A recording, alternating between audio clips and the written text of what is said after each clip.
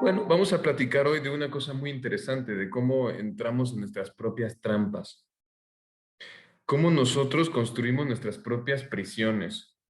Esto va a estar basado en el modelo de terapia breve estratégica, principalmente en los estudios de Giorgio Nardone, que es mi maestro y el fundador de la escuela en Arezzo, Italia, y él ha escrito un libro muy divertido que se los recomiendo a todos, que se conoce como Las psicotrampas y las psicosoluciones, o psicotrampas y psicosoluciones.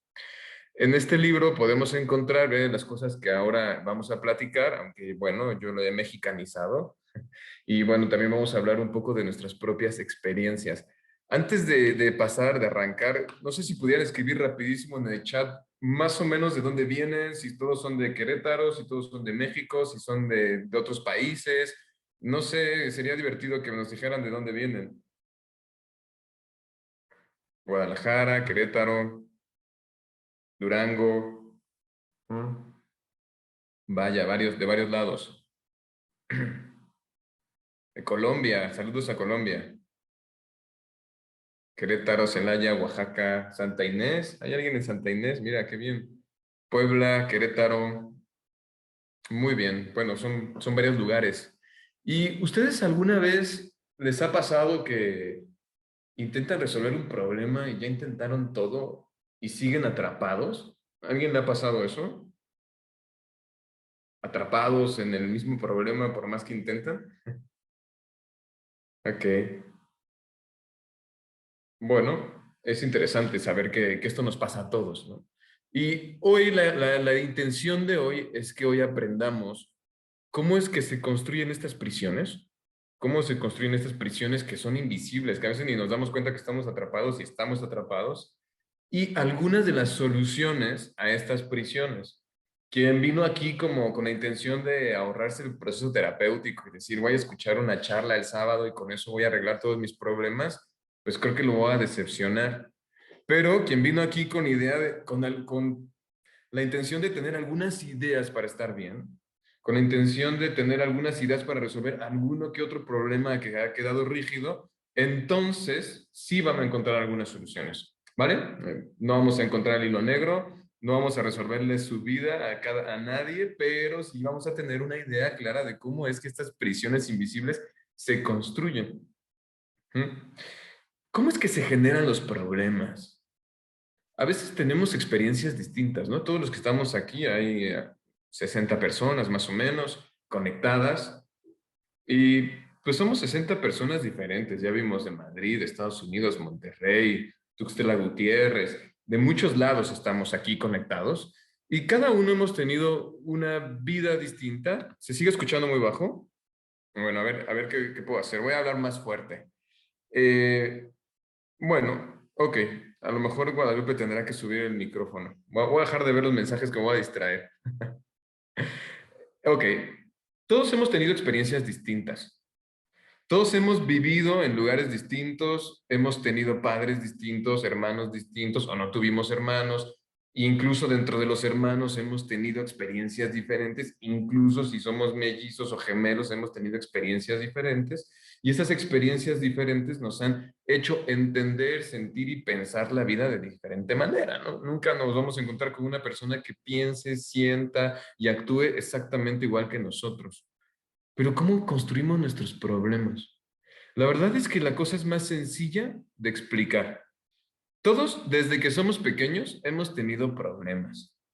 De hecho, la vida es una serie de problemas a resolver, ¿no? Desde que éramos pequeños, ¿no? Yo tengo una niña de 4 meses y su problema a resolver es sobrevivir tomando leche de mamá. Ese es el problema a resolver y cuando no sabe cómo hacerle, llora y lo resuelve. Mi hijo de 2 años, ahora su problema a resolver es encontrar hormigas, hacer una torre, hacer que mamá o papá les pongan atención, pero desde que somos pequeñitos tenemos una serie de problemas que se nos van presentando y que vamos resolviendo. Si estamos vivos es que hemos resuelto los problemas. Si estás tú escuchando esto es porque resolviste un montón de problemas que te han permitido llegar hasta aquí. Y cada que resolvemos los problemas los hemos resuelto de muchas maneras. Cuando éramos bebés llorábamos.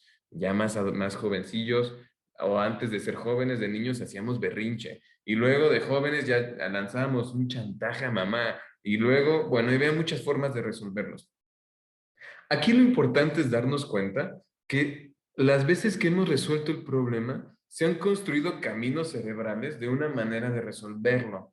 Y el cerebro es sumamente perezoso. Al cerebro no le gusta pensar mucho, aunque parezca, aunque todo el tiempo estemos pensando. En realidad el cerebro es perezoso. Busca las formas más fáciles de resolver el problema. ¿Y qué es lo que pasa? Que cuando yo he resuelto un problema de una manera y tengo éxito, el cerebro dice, va por ahí, tienes éxito, va por ahí.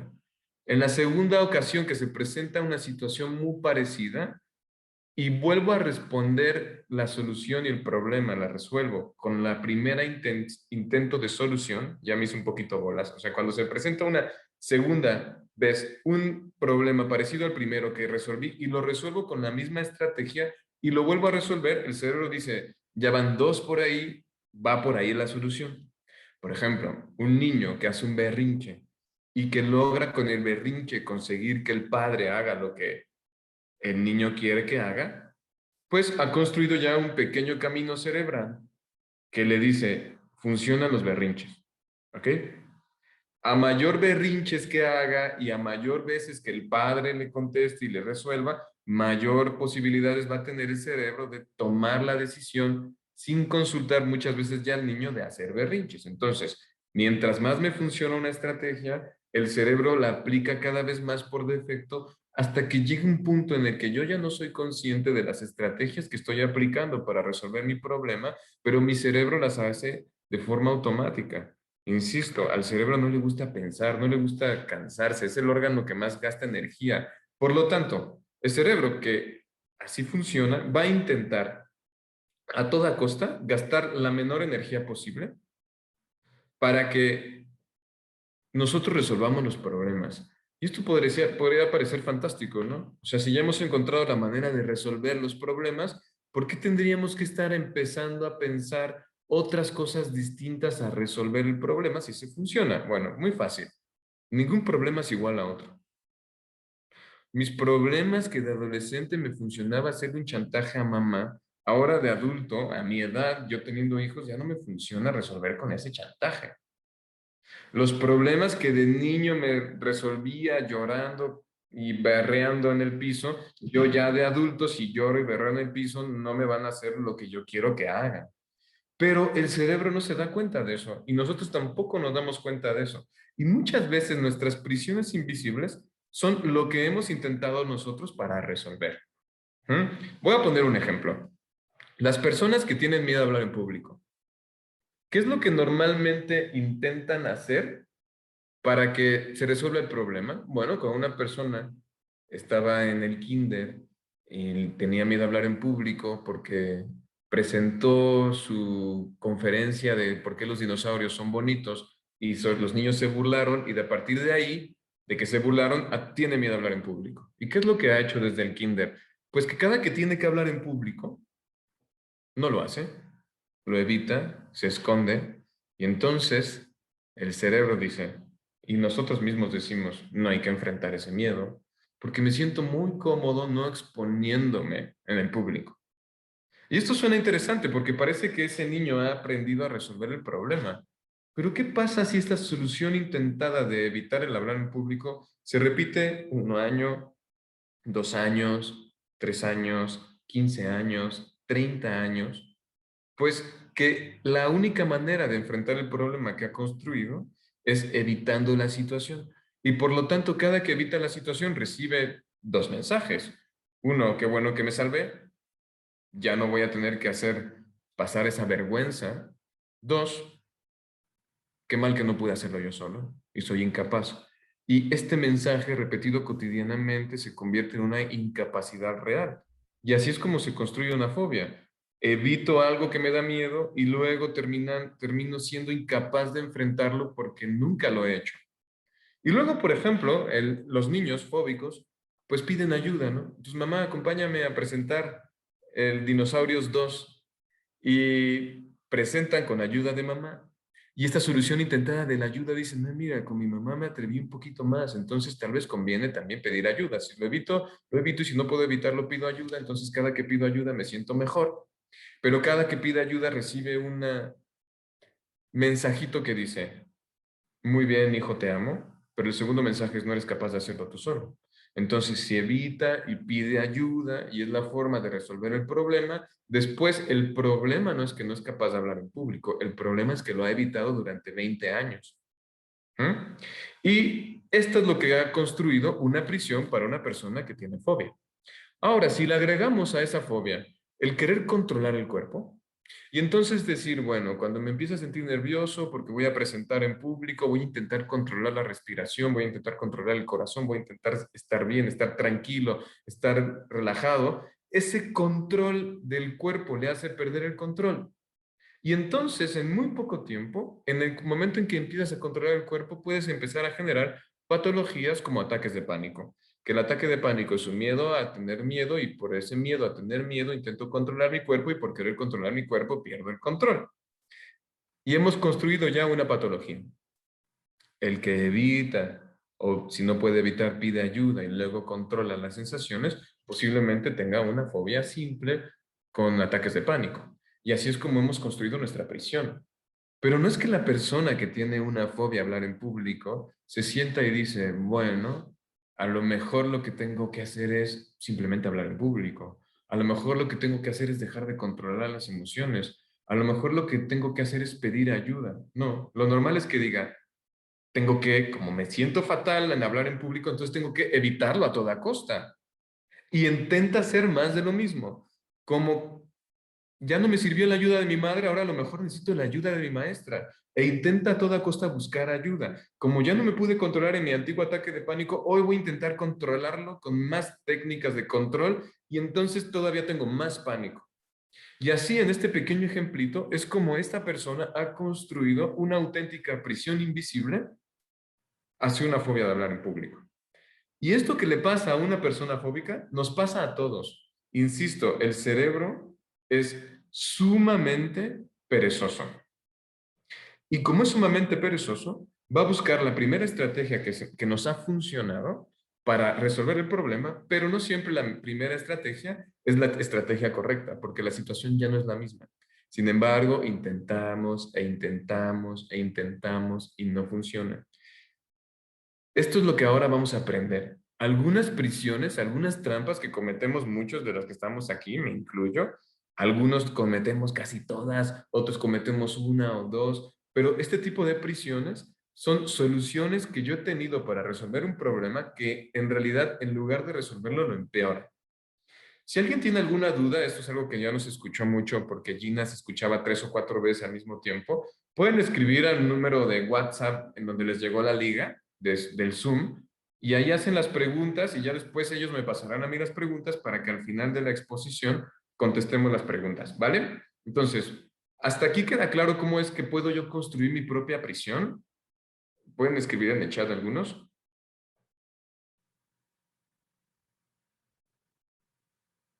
Ok.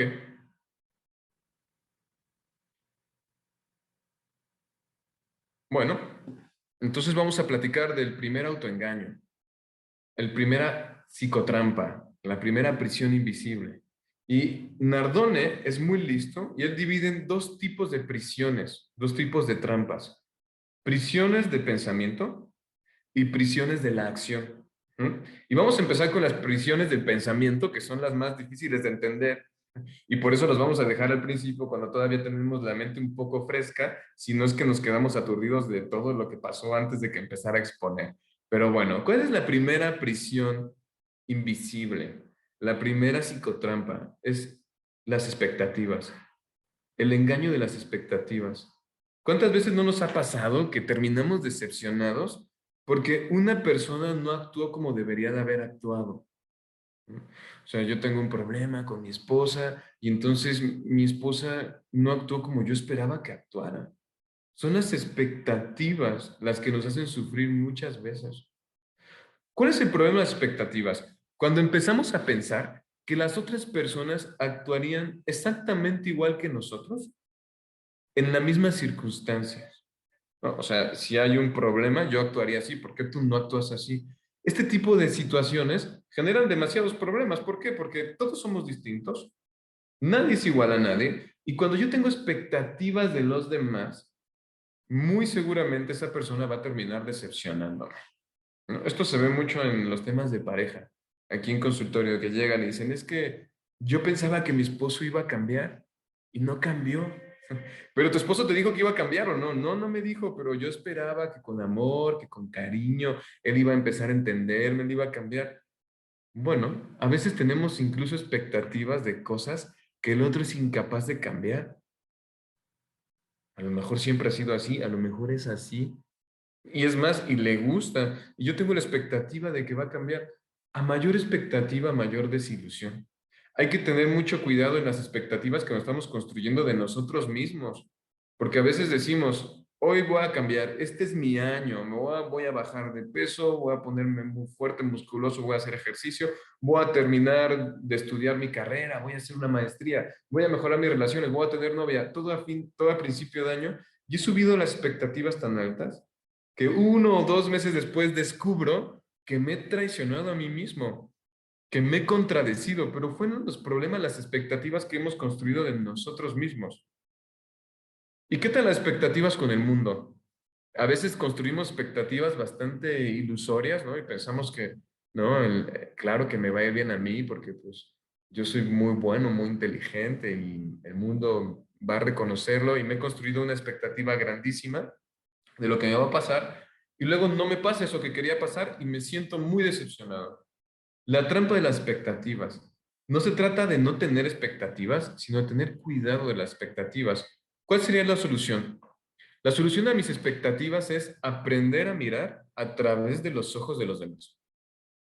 Cuando yo soy capaz de mirar como está viendo más o menos el problema mi madre, como más o menos está entendiendo mi pareja el problema, como más o menos, porque no lo voy a saber nunca al 100, pero aprender a mirar desde el punto del otro me va a ayudar a no esperar del otro lo que yo espero o lo que yo haría, sino esperar lo que él probablemente va a esperar de sí mismo.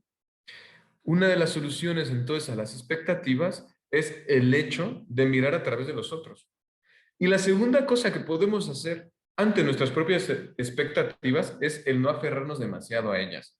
Es inevitable tener expectativas, pero cuando yo me aferro a que tiene que ser como yo lo he pensado, entonces estoy destinado a una serie de fracasos y sufrimientos que me va a dar la vida, ¿no? Ahora me viene la imagen de una novia que se va a casar y que desde muy chiquita, desde muy niña, ha diseñado con ilusión, con muchas expectativas el día de su boda. Y lo único que hace esa expectativa es que en lugar de que su boda sea increíble, si se aferra demasiado a la expectativa, cualquier mínimo de error que haga que fracase la expectativa perfecta puede hacer que la mujer que se está casando no disfrute de su boda porque no está cumpliendo la expectativa tal como ella quería que fuera. Y esto nos puede pasar en muchos lados. La expectativa de un restaurante que nos dicen el mejor restaurante del mundo y vamos con la expectativa altísima y no lo es. La expectativa es la que nos hace no saborear la comida. Quizás si no hubiéramos tenido esa expectativa, la comida hubiera sabido más buena. Y esa sería la primera psicotrampa, la primera prisión invisible, las expectativas. Cuando yo me aferro a mi expectativa y digo, tiene que ser como yo lo he pensado, y esto me hace tan rígido que me hace tener problemas. ¿Ok? Pasemos a la segunda. Esta es una psicotrampa muy interesante porque tiene mucho que ver con la modernidad, con nuestra época, que es la ilusión de conocimiento. Vivimos en la época del conocimiento. Ayer estaba con unos amigos y empezamos a discutir. Seguro les ha pasado a todos que empieza a discutir algo a alguien y entonces hay un tercero que saca Wikipedia para ver quién de los dos tiene razón. ¿No? Ya hemos arruinado las discusiones, ya esto se pone muy aburrido y entonces todo el conocimiento está al alcance de nuestras manos. Y aunque eso parece fantástico, aunque eso es increíble, genera muchos problemas. ¿Por qué? A veces pensamos que el pensamiento científico y el pensamiento lógico, claro, tenemos más de 2000 años de filosofía, es un poco culpa también de la herencia filosófica, que el pensamiento pragmático, medido, comprobado científicamente, va a hacer que entonces yo esté tranquilo. ¿Mm? Ahora que mi esposa, bueno, estaba embarazada y ahora que somos papás, pues mi esposa descubrió un montón de grupos de mujeres que se ayudan entre sí. Y entonces yo descubrí cómo las mujeres buscan el conocimiento más científico, más acertado para ser buenas mamás. Y entonces en un lado leen, no, la mallactancia hasta los 3 años. En otro lado leen lactancia hasta los 25 años. En otro lado leen, no, mejor leche de fórmula. Y en otro lado, y entonces están sobrecargadas de información. Y yo sé de muchas mujeres que por el afán de querer hacer las cosas perfectas desde los conocimientos, terminan siendo incapaces de ser madres, porque escuchan la teoría positiva de cómo educar a los hijos y entonces no hay que regañarles. Y luego escucho otra conferencia de por qué si hay que ponerles un castigo, entonces sí hay que castigarles. Y luego escucho una conferencia de Montessori de por qué el hijo tiene que descubrir su propio conocimiento y entonces aplico método Montessori en mi casa y luego descubro que no, que también necesita un poco de andamiaje de los mayores y entonces termina siendo una verdadera locura. Las personas que quieren estar seguras del conocimiento para tomar una decisión, muchas veces terminan por no tomar esa decisión. Entonces hay que tener mucho cuidado con el tema de hiperpensar, de hiperconocimiento, de llegar al máximo rendimiento posible del conocimiento y del saber para poder tomar una decisión. Esto le pasa mucho a los hipocondríacos, por ejemplo. Estas personas que, pues que tienen mucho miedo a morirse de un infarto o a tener una enfermedad que los mate rápidamente. Y entonces se van a ir con los científicos a asegurarse que no están mal. Y entonces hacen un montón de estudios, encefalogramas, electrocardiogramas, biometría hemática, están checando la presión como creyendo que cuando la ciencia les diga que no están enfermos, van a estar tranquilos. ¿Pero qué le pasa a un hipocondriaco? Está muy feliz por la vida, le entra una duda de si estoy enfermo, se hace un montón de estudios y el médico le dice, no tienes nada. Lo bueno sería que dijeras, ah, bueno, ya está, no tengo nada, no vuelvo a hacer estudios. A veces no le creen al médico. Dicen, bueno, es que a lo mejor faltó checarme la vesícula y se checa la vesícula. No tienes nada en la vesícula, entonces a lo mejor faltó checarme el dedo izquierdo, el dedo gordito del pie izquierdo y así van. Este afán por querer saber no tiene fin y muchas veces genera una parálisis más que tener claro qué es lo que yo tengo que hacer. ¿Qué es lo que tenemos que hacer para resolver este problema? Bueno, evitar buscar el origen intelectual a todo. Y esto sería algo muy bueno, ¿no? Hay cosas que no podemos resolver. Hay cosas que podemos dejar de lado, ¿no? Yo no sé si yo puedo entender científicamente el amor que me tiene mi esposa, ¿no? Pues entonces ya lo resuelvo a químicos y ya, y no todo se puede llegar al conocimiento desde la lógica. Eso es algo que es muy, muy, muy importante y esto nos lleva a la tercera psicotrampa, a la tercera prisión invisible. Entonces ya vimos que la primera son las expectativas, la segunda es el exceso de conocimiento, el quiero saberlo todo, ¿no? Yo también conozco muchas mamás que tienen un problema a sus hijos y entonces anorexia y me aviento 35 libros de anorexia y aún así, después de esos 35 libros no sé cómo tratarla. Entonces hay que tener mucho cuidado con esto de querer tener toda la información para poder seguir avanzando. El tercero es el mito del razonamiento perfecto. ¿Qué significa esto del mito del razonamiento perfecto? Que yo a través de la razón, se parece pero es distinto, puedo llegar a entender fenómenos muy complicados y fenómenos humanos. O sea que según ciertas premisas, que según ciertas capacidades lógicas que yo tengo, voy a poder comprenderlo todo.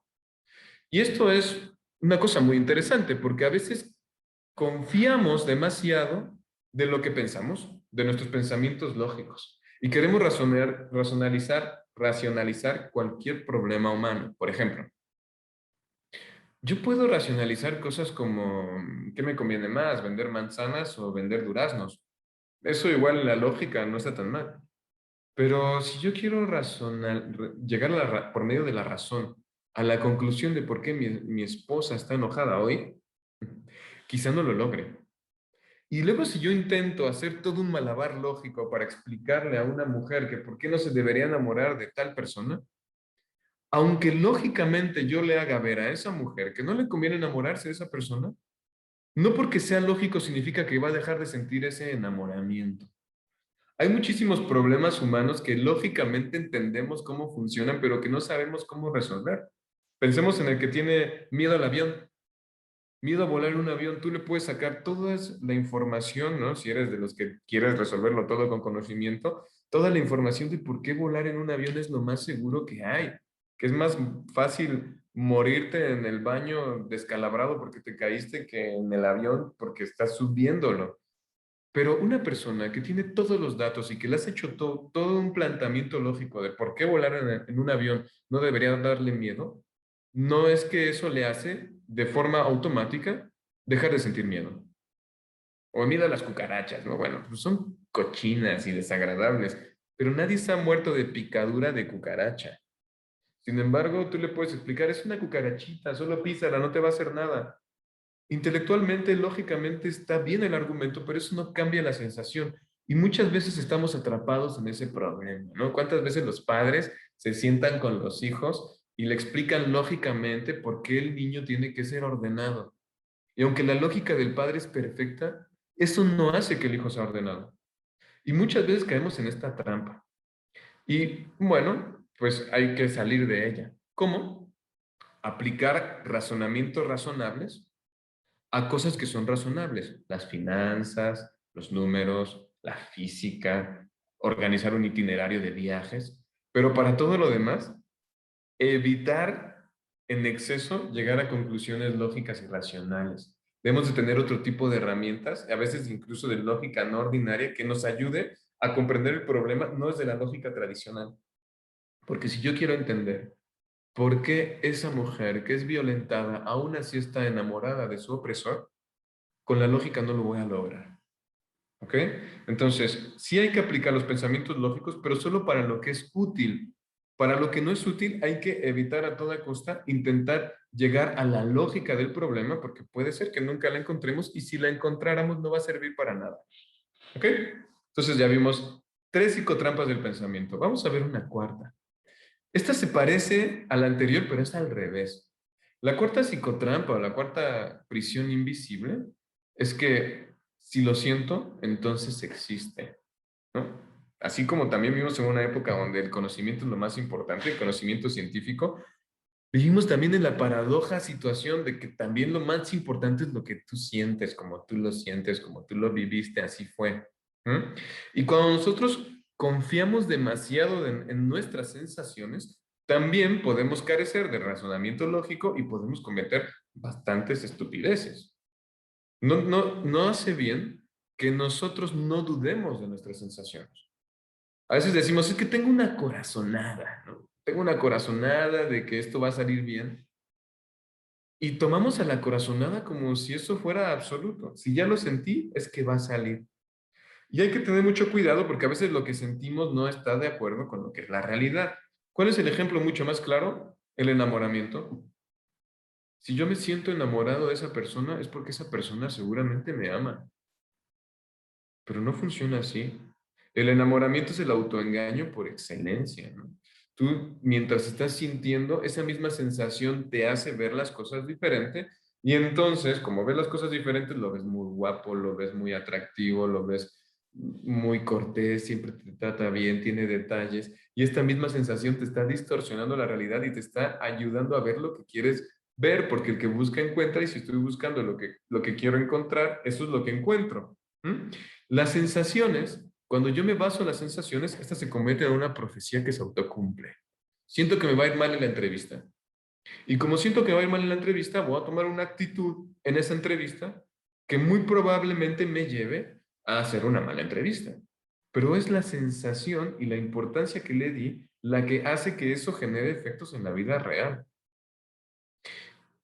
Siento que me van a juzgar en esa reunión. Y esta sensación, que lo digo como esta corazonada que me van a juzgar seguro si va a pasar, me va a hacer tomar ciertas actitudes en esa reunión que luego va a parecer que me han juzgado, me han tratado mal. Hay que tener mucho cuidado cuando tenemos a la sensación como lo más natural, lo más puro, lo más claro. Es que ya tuve la sensación de que tengo la intuición de que tengo que dejar de estudiar esto en mi noveno semestre, ya estoy a punto de graduarme, pero hay una corazonada que me dice que tengo que dejar de estudiar. Cuidado, las corazonadas no siempre están acertadas. A veces pueden hacer incluso que tomemos decisiones bastante estúpidas.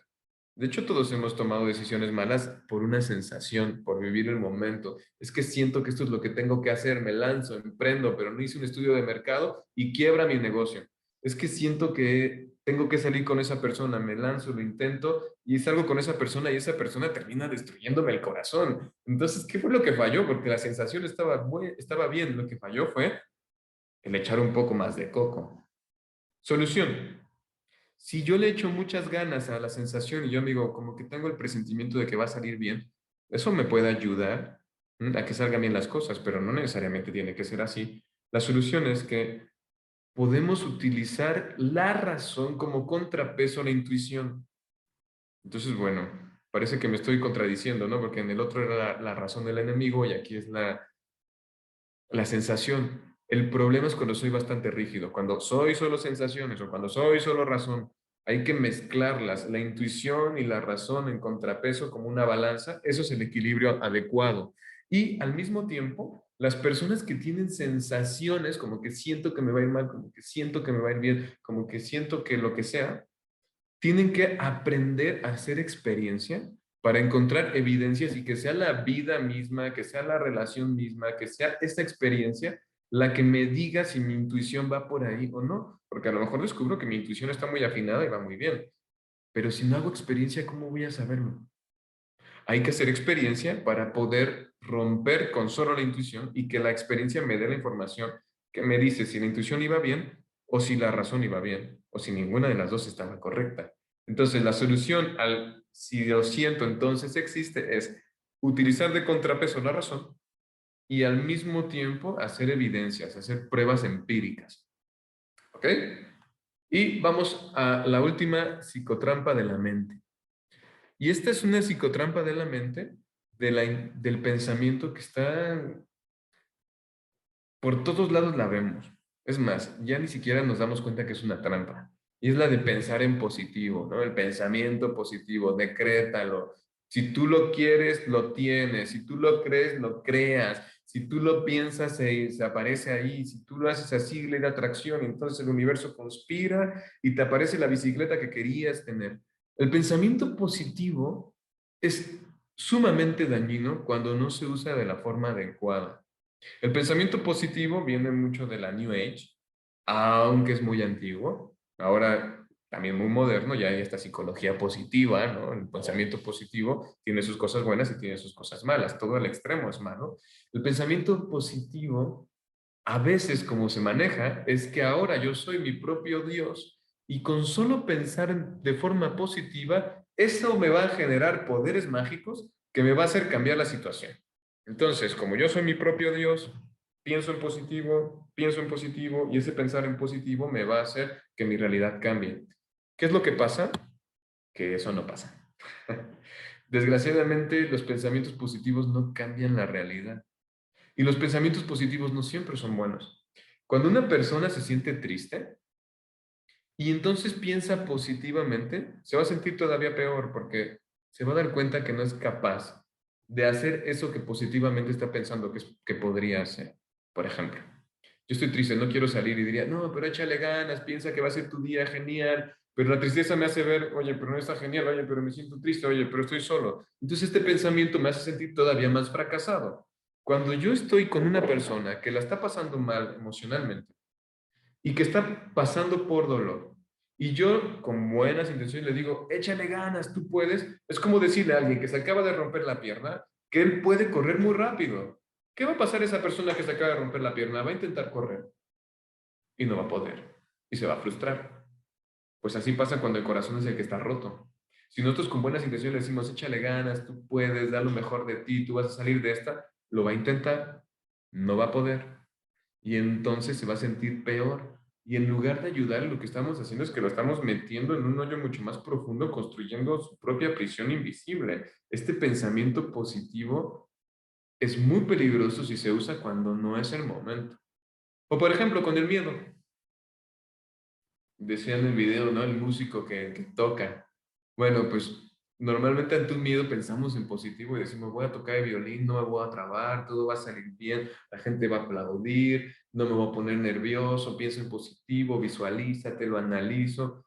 Y eso hace que me dé más miedo, porque no pasa, eso no quita el miedo. Si el pensamiento positivo quitara el miedo, no habrían psicólogos, no habrían psicoterapeutas, porque todo el mundo sería capaz de decir, pienso en positivo y solo por pensar en positivo la realidad cambia. Es una trampa y hay que tener mucho cuidado porque hay muchas sectas coaching, hay muchos chantajistas por ahí que solo con el pensamiento positivo quieren ayudarte a cambiar tu vida.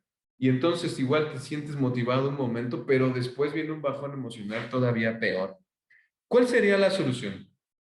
Nunca aplicar pensamiento positivo cuando tengo estas tres emociones o sensaciones de base: miedo, rabia o dolor. Si estoy enojado, no apliques pensamientos positivos. Si estás sintiendo dolor emocional, no apliques pensamientos positivos. Y si estás teniendo, pues, problemas con el miedo, no apliques pensamientos positivos. ¿Ok?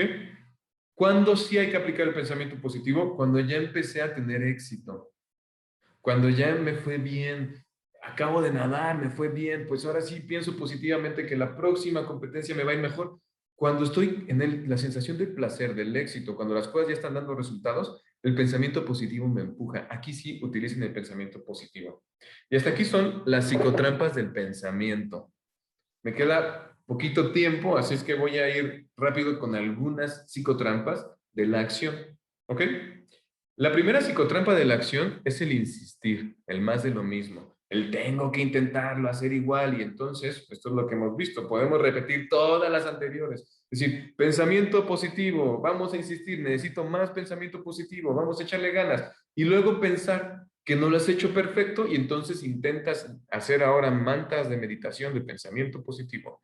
Cuando intentamos hacer siempre la misma cosa, resolver de la misma manera, entonces cuando tenemos el problema mucho mayor. Yo quiero controlar a todos y entonces me faltó control y lo intento y ahora intento controlar o intento evitar, como decíamos, la chica que evitaba hablar en público o el chico que intenta hablar en público, mientras más intenta evitar, más problemas tenemos. Entonces, la psicotrampa principal de las acciones es intentar siempre lo mismo.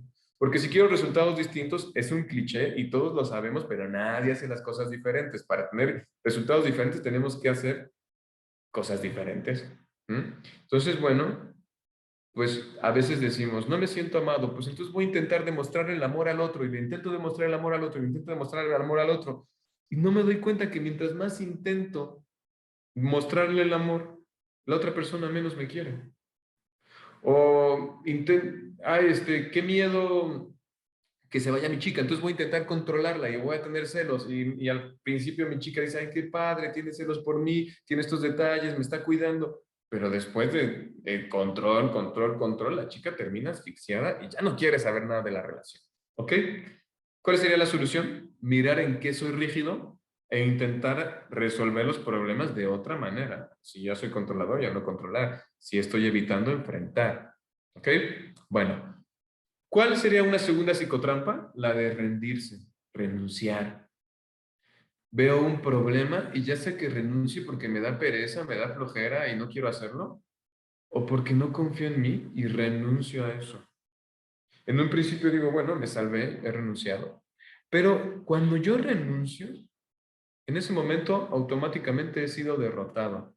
Y a mayor renuncia, más sensación de fracaso. Y a mayor renuncia, más sensación de fracaso, que me hace más renunciar. Y a mayor sensación de fracaso, renuncio más y soy cada vez más incapaz de hacerlo y menos confiado en mí mismo. Y entonces yo renuncio y esta renuncia me lleva a más renuncias.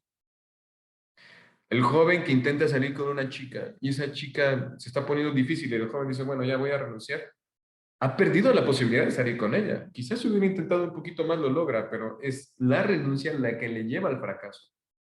Y un montón de fracasos cotidianos pueden llevarnos a una depresión. La depresión es la renuncia generalizada. Es cuando yo ya no quiero ni sonreír, ni pensar en nada, ni salir con mis amigos, ni bañarme, y es una renuncia. Entonces, la renuncia nos lleva a más renuncias. Lipin decía, solo nos derrotan cuando nos rendimos. Solo cuando nos rendimos nos derrotan. ¿Ok? Entonces, bueno, hasta que nos hemos rendido nosotros, es que estamos derrotados. ¿Cuál sería la solución? Afrontar las situaciones, enfrentarse a las dificultades, intentarlo, no renunciar. Karl Popper decía, la vida es una serie de problemas que hay que resolver y todos hemos resuelto problemas. Inténtalo. Si lo intentas, posiblemente vas a darte cuenta que eres capaz de hacerlo. Y eso sería fantástico.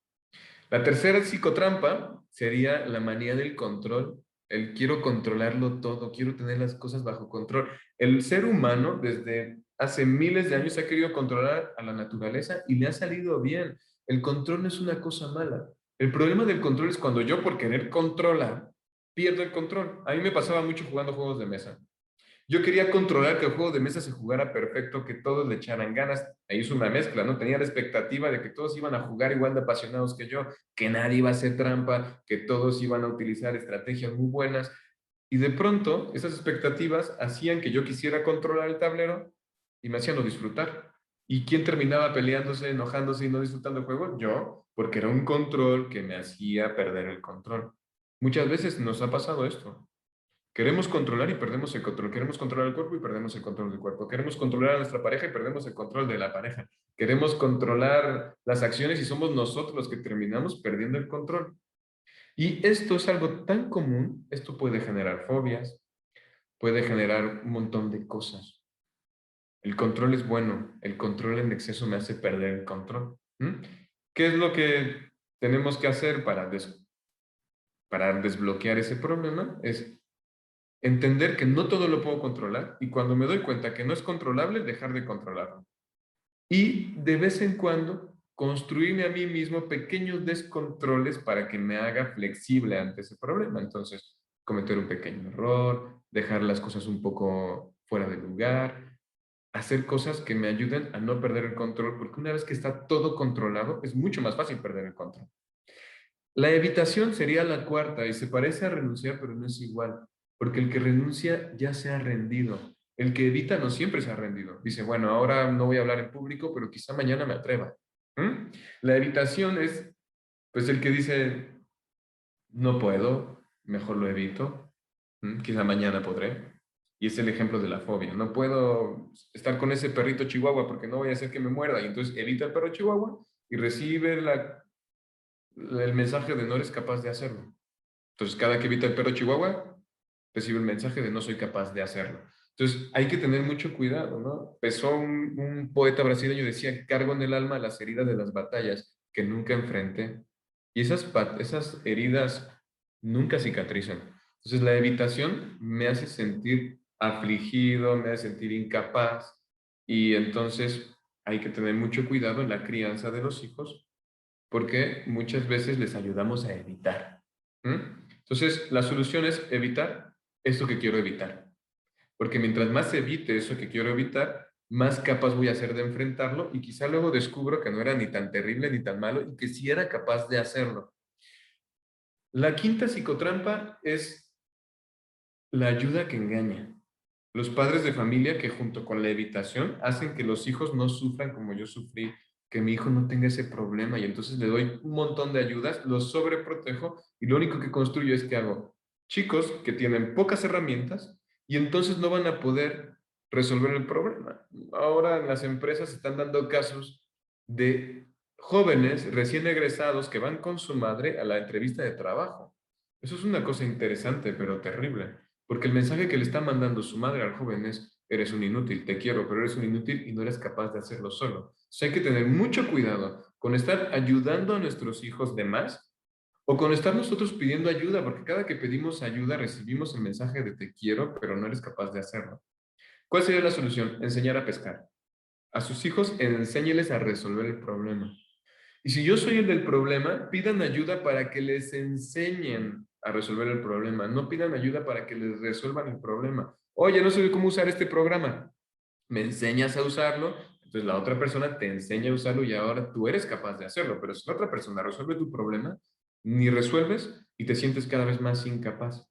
Y por último, la psicotrampa de defenderse de forma preventiva. A veces nos defendemos de forma exagerada, ¿no? Entonces decimos, No, si me van a tratar muy mal en la reunión, entonces yo voy a ir a sacar los dientes para que nadie me vea la cara. ¿Y qué creen? No es posible no comunicar, siempre nos estamos comunicando. Y entonces si yo llego a la defensiva, ¿qué van a hacer los demás? Se van a poner a la defensiva. Si yo no confío en los demás, no, es que no hay que confiar en los demás porque todos son malos. Entonces, si yo muestro desconfianza a los demás van a mostrarme desconfianza hacia mí y entonces yo corro, yo digo, tengo razón, esa persona no puedo confiar en ella, pero ella tampoco está confiando en mí porque yo he mostrado mi desconfianza. Entonces, cuando yo me estoy defendiendo, el mundo se defiende. Ahora, también sería un error al revés, yo decir, todos son buenos, nadie va a fallar, nadie me va a dañar, y entonces quedar a merced de la gente que no es buena para que me lastime. Ni pensar que todos son malos, ni pensar que todos son buenos es correcto. ¿Mm? Acuérdense que quien siembra vientos recoge tempestades, ¿no? Si tú siembras vientos, cosechas tempestades. Entonces ahí hay unas personas que dicen, es que tengo problemas con todo el mundo, todos son bien groseros. Pues habrá que ver si no es tu actitud ante ellos lo que hace que la gente después tenga problemas contigo. Solución, el arma de la gentileza. La gentileza, el tratar bien a los demás, destruye a cualquiera. Incluso si esa persona es grosera, si esa persona es egoísta, la gentileza, el tratar bien a los demás, disminuye las posibilidades de ser atacado. Sean gentiles si tienen miedo a ser atacados. Y por otro lado, tampoco hay que permitirnos que entren a nuestra vida privada y luego nos destruyan. Hay que permitirle al otro que entre. Yo le doy esa apertura y que vaya entrando poco a poco y voy viendo su reacción.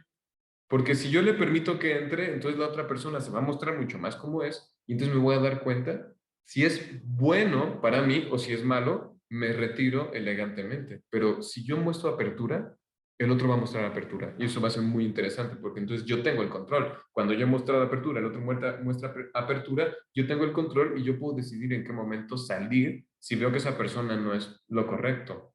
Y bueno, si me da tiempo para hablar de la última psicotrampa, voy a ser brevísimo, socializarlo todo. Vivimos en una época donde todo tiene que ser socializado, todo lo tenemos que hablar, todo lo tenemos que contar. Y ahí estamos poniendo, tuve un día terrible y lo subimos a Facebook llorando la lágrima, ¿no? O vean mi éxito, me compré un carro y entonces me salgo mi foto yo al lado del carro que acabo de comprar para que todo el mundo se entere.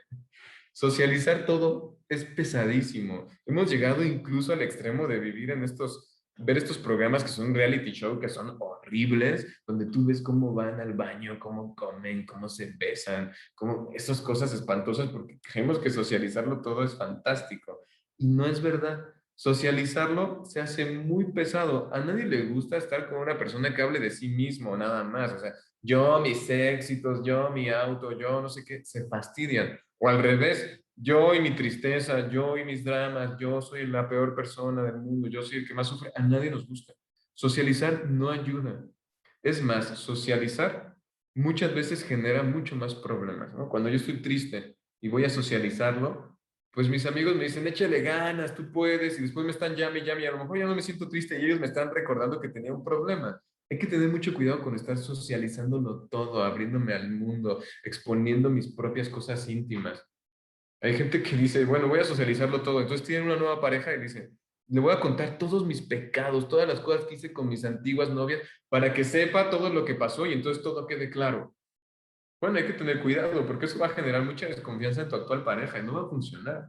Socializarlo todo es un gran error.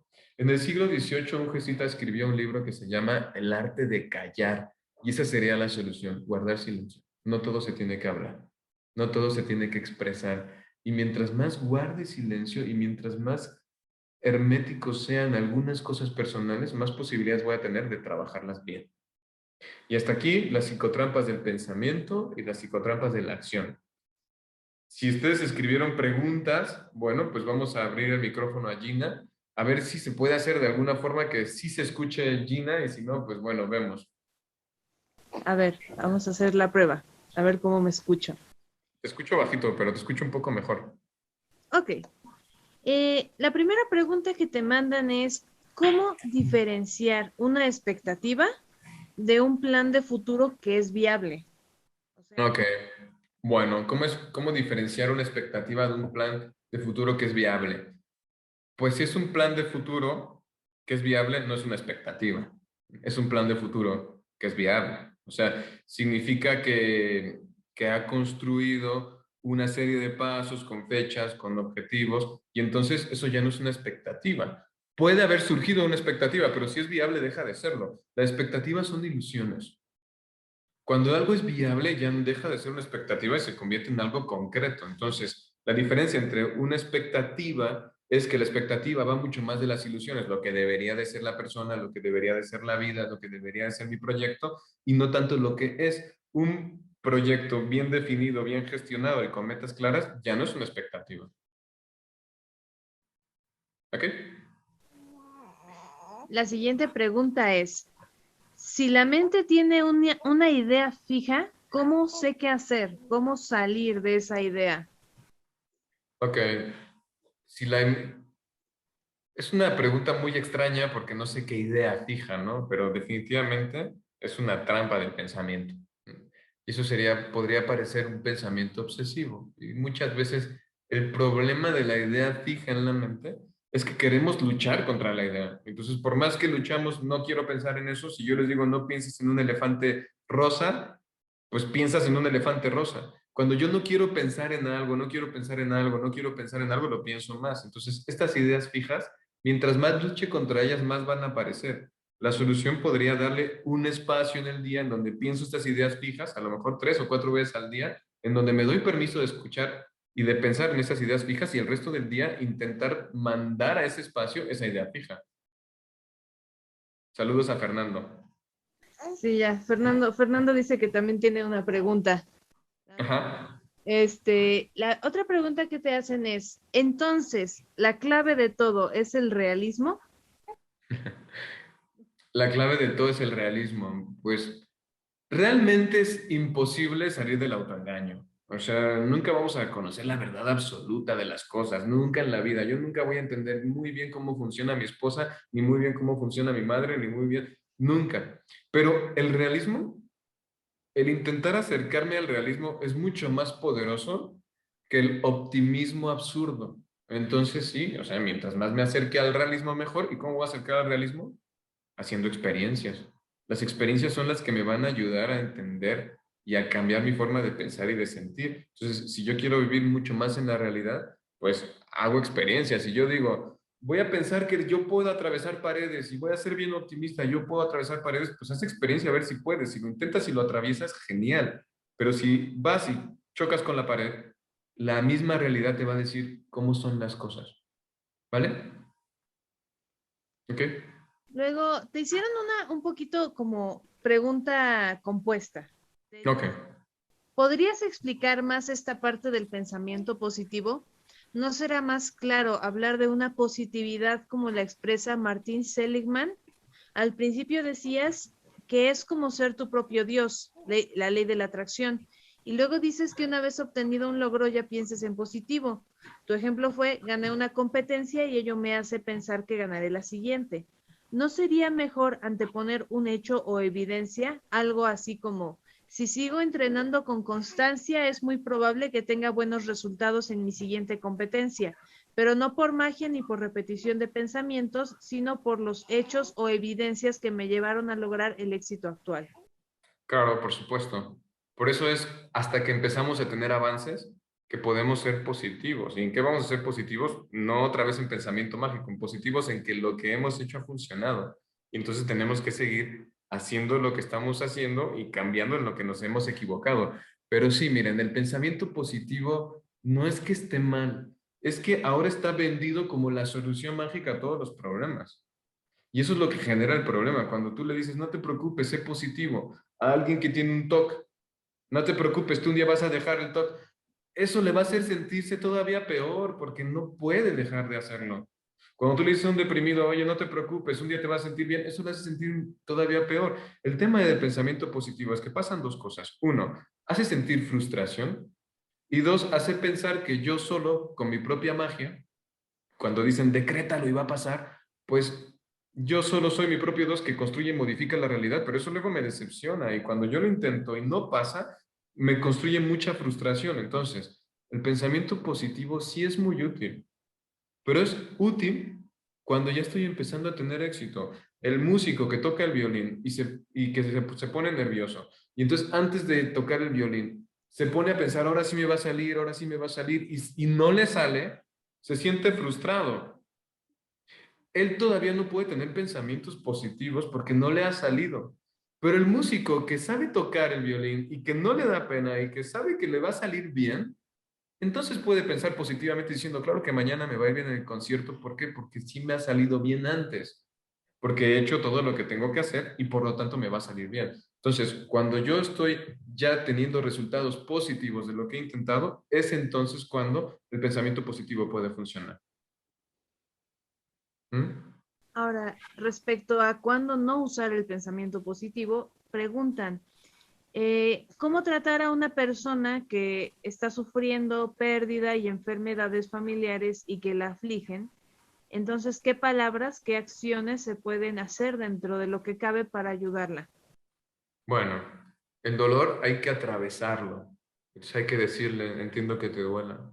Podemos acompañarle, pero eso es una cosa que él tiene que hacer solo, darse espacios para sentir dolor y normalizar el dolor y decir, es normal que te duela, está bien. O sea, lo siento mucho, has tenido una pérdida, dale un espacio al dolor. Atraviesa, enfrenta ese dolor, cruza ese río del dolor. Pero si nosotros estamos diciéndole, no, tú puedes, tú vas a salir de esta, mientras estás sintiendo dolor no va a funcionar. Pero si después de unos meses lo vemos en que empieza a cambiar, que empieza a salir de eso, ahí sí vamos al pensamiento positivo. Oye, qué padre, ya estás trabajando, seguramente después vas a trabajar mejor y te va a ir mejor hasta que empiece a tener éxito. Pero mientras estás sintiendo el dolor, hay que evitar a toda costa el pensamiento positivo.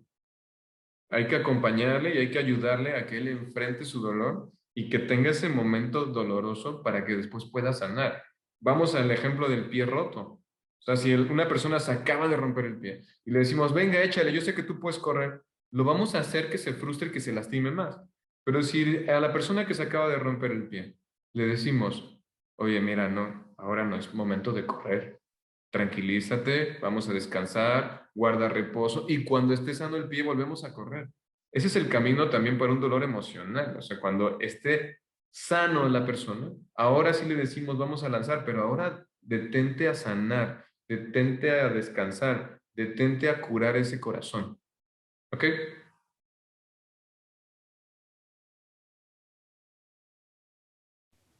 La última pregunta que tengo hasta ahora es, ¿qué manera hay para combatir esta mentalidad del coaching? Dice, tengo un amigo metido en eso, no sé si hay bibliografía, qué manera hay para poderlo ayudar. ¿Tienen un amigo metido en una secta coaching? Bueno, mira, acuérdense que podemos caer entonces en una psicotrampa, de decirle, le voy a mostrar toda la información de por qué el coaching ese que está haciendo no funciona.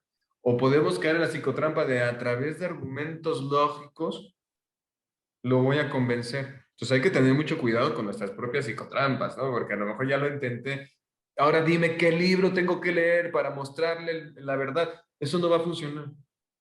No va a funcionar eso. Y eso sería caer en nuestra propia psicotrampa, ¿no? En la trampa de que si yo le muestro la verdad, entonces esa persona va a cambiar. O si yo le digo exactamente los argumentos que tengo que decirle de forma perfecta, entonces esa persona va a cambiar. Este es un ejemplo clarísimo de cómo tenemos nuestras propias psicotrampas y creemos que mostrando el conocimiento o mostrando algo lógico, esa persona va a salir del problema.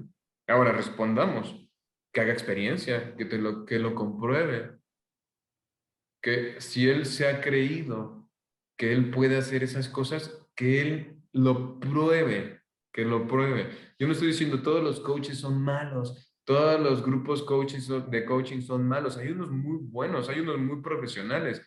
Yo conozco gente muy profesional que hace coaching, pero hay unos que son muy charlatanes. Entonces, pues que hagan la prueba, ¿no? Es que esta persona antes era rica, antes era pobre y ahora es rica. Entonces, sí, ahí está la prueba. Pero ¿cómo se hizo rica? Se hizo rica haciendo coaching. Se hizo rica engañando a los demás. Entonces, que haga la prueba en otras cosas. A ver, que él también se ponga a vender seguritos o alfileres, como los ponen a vender en los cursos, a ver si le va tan bien. ¿Ok? hay que hacer pruebas. Entonces, yo recomendaría a esta persona que tiene un amigo metido en un mundo donde únete a los optimistas y tú vas a decretarlo y cambiarlo, que le ayude a que eso lo ponga a prueba a ver si es cierto, pero no le va a ayudar ningún razonamiento lógico, científico, psicológico a su amigo, eso no le va a ayudar. Y sería caer nosotros en una psicotrampa. ¿Ok? Entró una pregunta más. Ok. ¿Cuál es la principal o principales psicotrampas implicadas en el trastorno negativista desafiante? Bueno, eso es una psicotramposa pregunta. Bueno, el trastorno negativista desafiante, hay muchas psicotrampas ahí, pero sobre todo tiene que ver con la relación con la persona con la que tengo el trastorno negativista desafiante, no es con todos. Y bueno, el negativista desafiante es el que quiere, pero el que puede hacer las cosas, pero no quiere hacerlas. Y para eso tendríamos que destinar toda una conferencia a hablar de los tipos de negativistas desafiantes y cómo resolverlos. Pero la psicotrampa de la gente que está frente a una persona negativista desafiante es quererle ganar la batalla. Cuando está el negativista desafiante diciendo, pues no lo voy a hacer, y está la mamá diciendo, pues sí lo vas a hacer, y entonces el niño dice, no lo voy a hacer, sí lo va a hacer. El problema con un negativista desafiante es poner energía en su contra, porque eso va a hacer que el negativista desafiante lance la energía contra mí. Entonces, cuando yo tengo el niño Contreras, ¿no? Para los que no son psicólogos o nunca habían escuchado negativista desafiante, es el típico Contreras, ¿no? El que dice que no a todo. Oye, esto es verde, no es azul. Oye, esto es arriba, no es abajo. Oye, es que esto es grande, no es que está chiquito. Oye, haz esto, no lo voy a hacer. Bueno, mientras más problemas genero yo contra esa persona, mientras más energía le ponga en contra al negativista desafiante, más energía me va a poner contra mí. Entonces, un niño que hace mucho berrinche, y yo le digo, no hagas berrinche, va a decir, ah, ya sé cómo controlar a mamá, entonces va a ser más berrinche. ¿Mm? Si yo le pido que haga berrinche, entonces muy probablemente lo deje de hacer. Pero esto solo funciona para el negativista desafiante. Entonces, el negativista desafiante es el que se le puede aplicar lo que todo el mundo conoce como psicología inversa, ¿no? Pero bueno, eso insisto que es tema de otra conferencia. Pregúntenme sobre las psicotrampas que hemos visto ahora. ¿Hay alguna otra pregunta?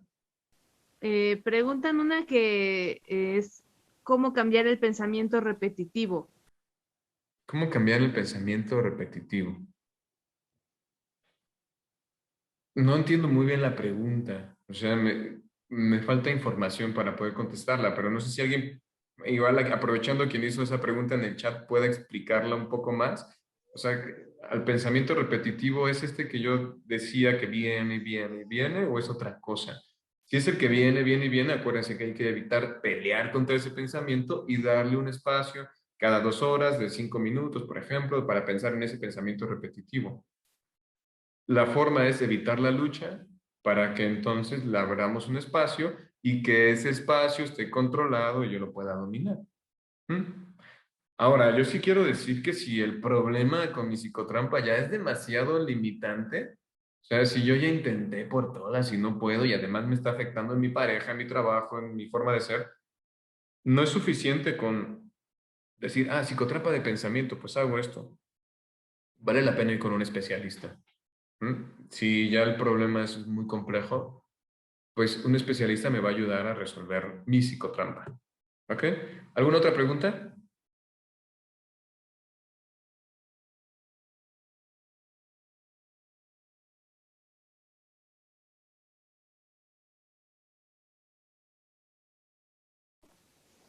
Fernando insistió en hacer preguntas él también en este último momento. Ajá. Bueno, ya como cierre, ¿cómo distinguir en qué psicotrampa estoy envuelto y cómo saber qué solución debo aplicar? ¿Cómo distinguir en qué psicotrampa estoy envuelto?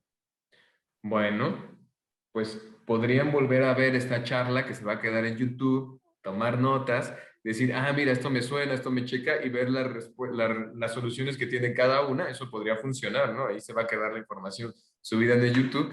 Y lo otro es, muchas veces ayuda el pensar ¿cómo podría empeorar mi problema? Ujú. Porque cuando yo digo, ¿qué tendría que hacer para empeorar mi situación? Muchas veces lo que descubro es que descubro mis psicotrampas. Entonces, esta pregunta es fantástica. Hacerme la pregunta de cómo puedo empeorar mi situación me ayuda a descubrir muchas veces la psicotrampa en la que estoy cayendo. Entonces, a veces cuando la gente dice, a ver, ¿y cómo podría empeorar mi situación? No, pues siendo más celoso con mi esposa. Ahí está la psicotrampa. ¿Cómo podrías empeorar mi situación? No, pues seguir evitando hablar en público. Ok, ahí está la psicotrampa. Entonces, esta pregunta de qué podría empeorar mi problema muchas veces me ayuda a descubrir mis propias psicotrampas. Y es una muy buena pregunta que nos podemos hacer a veces. ¿Qué tendría que hacer yo para empeorar mi situación?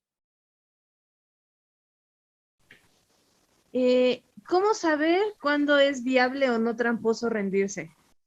¿Cuándo es viable o no rendirse? Nunca hay que rendirse. A veces podemos hacer retiradas, retiradas estratégicas, ¿no? O sea, en un campo de batalla, pues un ejército va a ser como que se va para después tomar fuerzas. Pero en este caso, mientras yo más me rindo, más fracasado me siento. Acuérdense que el fracaso solo viene cuando yo me he rendido. Entonces, no, no hay que rendirnos. Ahora, si lo que yo estoy intentando es imposible, no es que me estoy rindiendo, es que es imposible. Y entonces no vale la pena intentar hacer algo que no se puede hacer. Y entonces aquí el problema está mucho más en las expectativas que en el si me rindo o no. O sea, cuando nosotros estamos hablando de la psicotrampa de la renuncia, no es renuncio a ya no ser el presidente de México, es renuncio a salir con mis amigos, renuncio a estudiar, renuncio a cosas cotidianas. El problema es renunciar a las cosas cotidianas, no a las grandes batallas. ¿Mm?